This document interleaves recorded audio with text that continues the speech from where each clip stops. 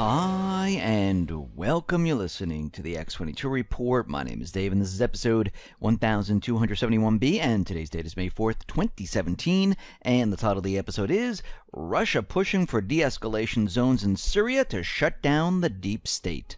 Let's get into the economic collapse, political and geopolitical news. Now, the corporate media, they are out there, and they, for the last couple of years, have been telling us how great Obamacare is. It's like the best thing since sliced bread. And we've been reporting on Obamacare and how bad it is for the people and how it's imploding on itself. And what we're seeing right now, well, it looks like the last evidence of Obamacare's implosion, and it comes from its stunning collapse in the state of Iowa. And we are starting to see that early last month, two of Iowa's three remaining healthcare providers, Aetna and Walmart, well, they announced they would not participate in the state's exchange in 2018. And on Monday, Walmart said it planned to give up the Iowa Obamacare market in 2018. And this is one of the state's largest insurers. Aetna will not participate in Iowa in the individual public exchange for 2018.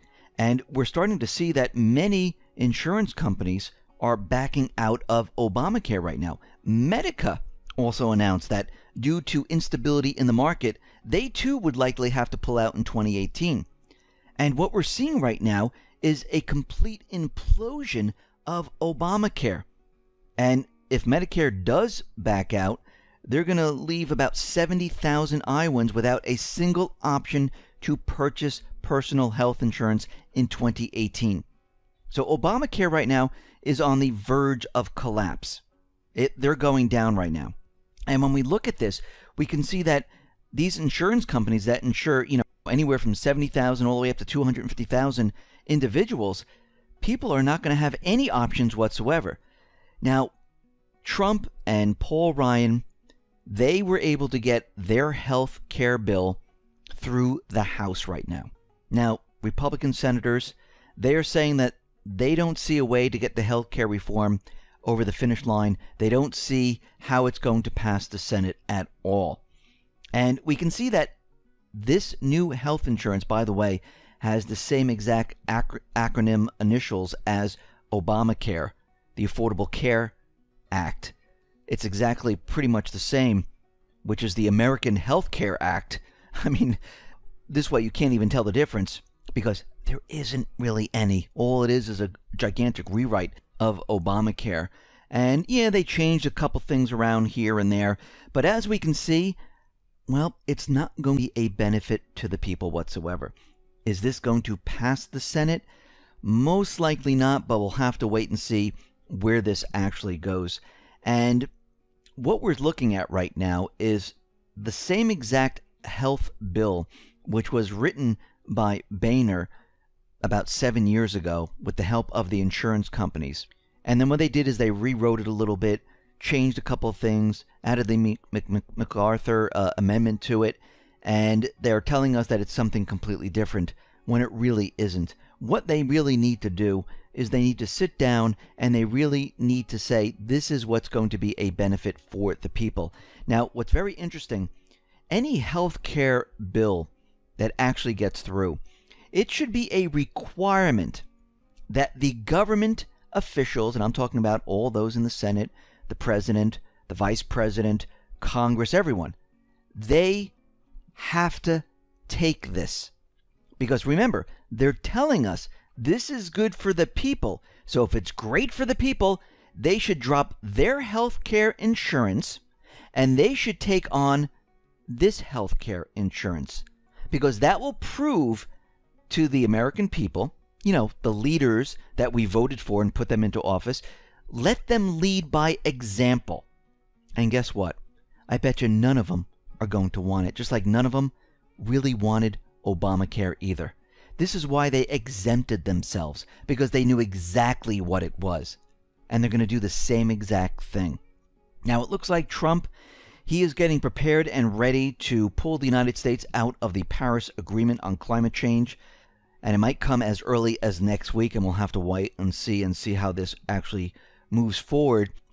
But something I do want to mention, a couple of reports back, there was a rumor that Jared Kushner and Ivanka, they were trying to force Trump to stay in the Paris Agreement. Now, if he decides not to remove the United States from the Paris Agreement, because remember, when he was out there campaigning, he was telling everyone that, this global warming thing is completely fake, phony, and false, and he was going to remove the United States from the Paris Agreement. If he decides to stay in the Paris Agreement, well, we know for sure that Jared and Ivanka, well, they have his ear, and most likely the deep state is completely controlling him.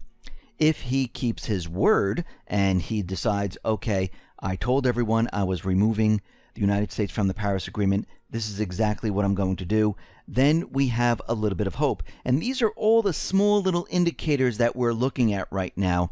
And I'm not saying that he's not part of the deep state. I'm not saying that he's not being controlled, that he's not being blackmailed, or he was always part of the deep state. I'm looking at both sides right now to see where he actually lays, because right now, as we all know, there's a lot of confusion out there. The corporate media is out there confusing everyone. Trump is out there confusing everyone. And we're all looking at the different indicators to see where he really stands. Now, there are certain things where he comes out and says he's going to be breaking up the banks, where he's going to be shutting down the government, where he says, I want peace in North Korea, where I'm not going to be drawing red lines. We do see those type of things, and then we see him flip-flop on others. So we're looking at everything. I don't want to be on one side or the other. I want to see what the indicators and what his actions actually are. Yes, people are saying a lot of things. There's a lot of words being thrown out there, but we need to see exactly what he does and what his action is after the action. And that's what we're looking at. Now, it looks like Trump is going to pick the Army Secretary. And this Army Secretary, which is the Tennessee State Senator Marc, he is a former medic and a West Point graduate. And what's so controversial about him is that he views the Second Amendment as completely different than most individuals. Let me explain, and we can hear what he had to say here. Now, during a pro-gun rally, Green said the following: "The Second Amendment, while it allows citizens to protect themselves from other citizens, goes well beyond just allowing us to defend ourselves from a criminal. The men who penned and ratified this document gave us the right to keep and bear arms as an ultimate check and balances against the federal government. When considering magazine size and weapon type, comments like 'you don't need a 10-round magazine to hunt' completely misses the point of the Second Amendment. He believes that the individuals in this country should have the same type of weapons or access to the same type of weapons the military does have." So we can see right now that Trump was giving a speech at the NRA saying that 8 years of chipping away at the Second Amendment is completely over. And his pick for Army Secretary, well, this doesn't work into the fabric of the deep state. See, so we're starting to see many different things happen, and certain indicators and his actions show us that if he's really, really, truly part of the deep state, and again, we're looking at both sides, we know the deep state is completely against individuals having weapons. They don't want the people to have weapons because their ultimate goal is to control the people. And they don't want people having weapons because a population with weapons, very difficult to control. You can only do it up to a point until the people say, you know something, we had enough. And they have weapons to move towards the government and say, back off. So if he's truly with the deep state and he's part of the system, there's no way that he would want the people of America to have a weapon. It just doesn't fit into the framework of the deep state, because we can see through the last 8 years, they wanted to take weapons away from the people. This is their ultimate goal: take away the weapons, control the people, and have the people do exactly what they want. Now, since Trump was inaugurated, maybe a couple weeks after that, he started to talk about how Obama was spying on him. And of course, the corporate media completely laughed at him, saying that's completely impossible. How dare you? And as more and more information came out, we started to realize that, yes, it looks like he was being spied on. And there were certain individuals that were unmasking different individuals, and this is how they knew what was going on. Well, just lately, there is more data that is coming out, which has been made available this week by the Office of the Director of National Intelligence. And it provides the clearest evidence to date of how information accidentally collected by the NSA overseas about Americans was subsequently searched and disseminated after Obama loosened privacy protections to make such sharing easier in 2011 in the name of national security. Now, during Obama's final years in office, Obama's team significantly expanded efforts to search national security agencies' intercepts for information about Americans, distributing thousands of intelligence reports across government with the unredacted names of U.S. residents during the 2016 presidential elections. And what we can see is that by doing this, this is completely illegal. And I know when Trump first came out and said this, the corporate media and many people around the country were scratching their heads, laughing, saying, this just cannot be true. And you know what's very interesting about all of this is that things that we talk about that seem so outrageous, so far-fetched, that no way would our government ever do this. Well, we know that they do, but those people who've been sleeping, they just can't fathom that they would be doing these type of things. And that's why it sounded so ridiculous. But when we look at what has been going on in the last couple of years, we realize that this isn't ridiculous. This is exactly what has been going on. And this is why they've been trying to cover it up. Because if the American people actually realized and they knew, and I'm talking about the majority of the public, what was really happening, there would be a revolution right now, and most likely the American people would want most of the government to step down. And we can see that we will eventually get to that point, because when we have this collapse of the system, the truth is going to hopefully come out, and the American people are going to view what was really going on, and hopefully most of these individuals, which most of them are crooks, most of them are corrupt, they are removed from their position. Now, out in France, we can see that the election is really heating up. It looks like Le Pen, well, she made some type of statement where Macron had some type of offshore bank account, and right now the French prosecutor is opening a probe into this. And what has been reported so far is that Macron entered into an operating agreement for a limited liability company, LLC, in the Caribbean islands of Nevis, and that the company may have had a business relationship with a bank which has been previously involved in tax evasion cases in the Cayman Islands. And this PDF file that came out shows corporate records of a company named La Providence LLC, apparently created by Mr. Macron in Nevis, and noted an offshore tax haven. La Providence is the name of his high school in his hometown.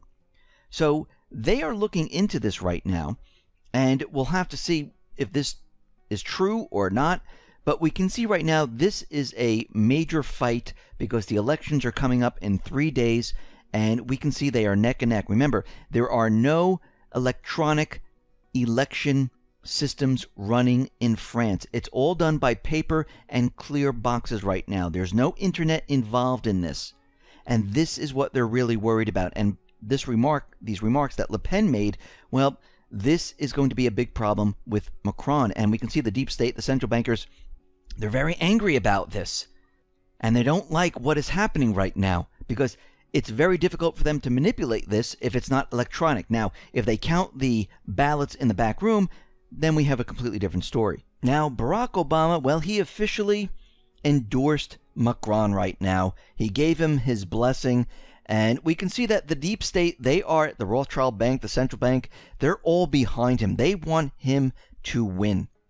Now, this is going to be a down and dirty election. I believe it's going to be very, very close, and we're going to have to watch this very carefully on how this turns out. Now, out in North Korea, we can see that there's a lot of propaganda flying back and forth, and the corporate media is really responsible for this because they are pushing a lot of information out there, and they keep using words like North Korea will not beg for China's friendship, and they're making threats to China. And what's very interesting about all of this, it reminds me of when the corporate media was out there pushing the propaganda saying that Russian troops were building on the border of Ukraine, getting ready to invade into Ukraine. And then we had those news reporters that went up and down the border, and they were taking video, and there were no Russian troops whatsoever. When we heard that China was building up their forces of about 150,000 troops on the border of North Korea, which also turned out to be false, fake, phony, and everything else. Russia was building up their troops when actually hundreds of miles away from the border, they were having military drills, and they were actually breaking them down, and they were finished. But they used that to make everyone believe that something was about to happen. We also had that instance where they said that all these aircraft carriers were headed to North Korea for a showdown. And again, we're hearing this propaganda from the corporate media to make us think that North Korea is ready to do something. And Chinese Foreign Ministry spokesman Geng Shuang stated on Thursday that while China's position on North Korea's nuclear program is consistent and clear, it does desire to maintain a good relationship with North Korea.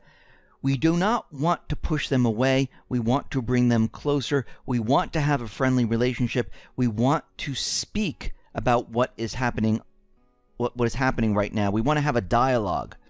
And we even hear Lavrov out there saying that as for the nuclear problem of the Korean Peninsula, we are convinced that there is only a political solution.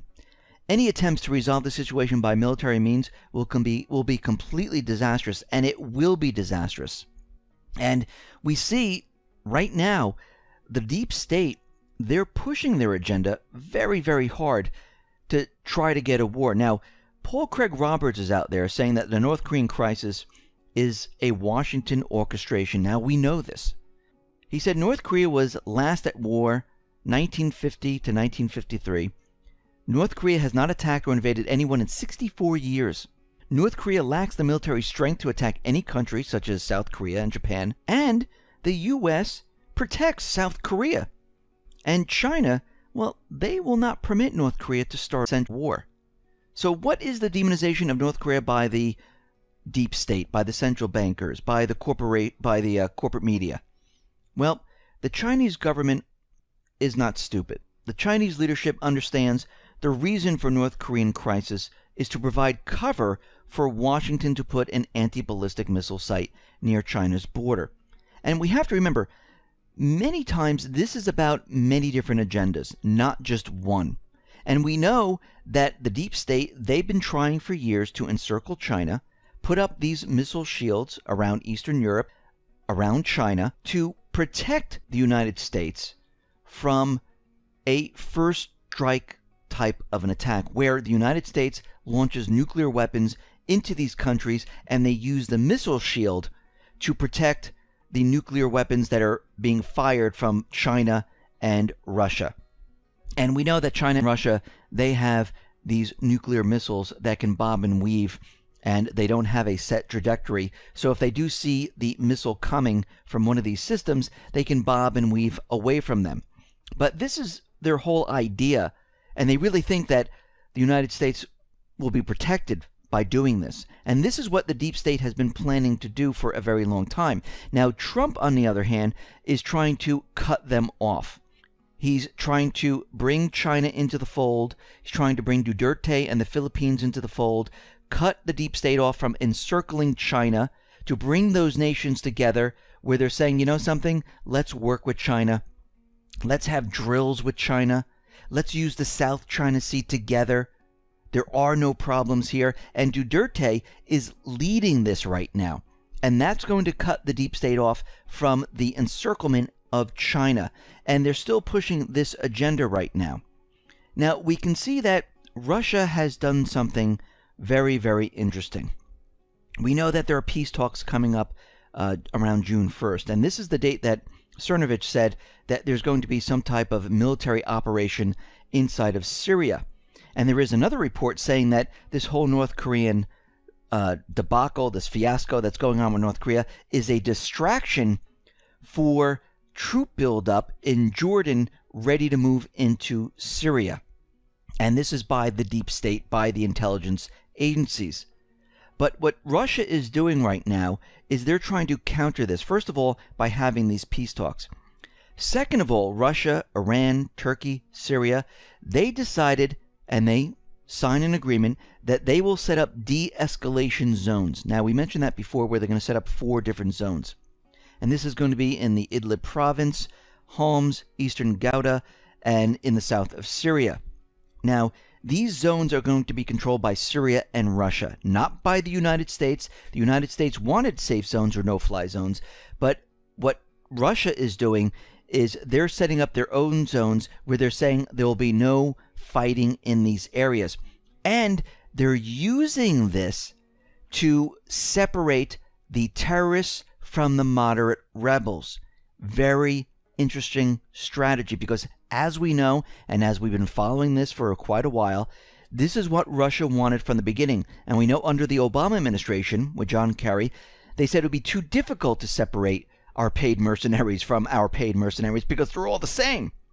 And Russia always wanted the United States to point out who are the moderate rebels. Well, with these zones, they're going to try to do it on their own. And Trump is with them on this. And this means that the U.S. is not going to control any of this, which means that Russia is trying to stop anything else from happening. Now, this is in the works right now. We also know that the deep state, well, they're not going to let this happen, because if they do, well, guess what? It is the end of the paid mercenaries. When I say the paid mercenaries, I'm talking about the Islamic State, Al-Qaeda, Al-Sham, the moderate rebels, because Russia and Syria will then control the country. They will split it into zones. There'll be nothing happening in those zones. They will split up the terrorists from the moderate rebels. They will find out that there's no such thing, or maybe there's just a few moderate rebels, and the whole thing is going to come to a screeching halt. The deep state doesn't want this to happen. So we can expect some type of an event. And it might be coming up very soon. Listen, everyone, thanks a lot for listening. Be well, be safe, and especially be prepared. Thanks a lot.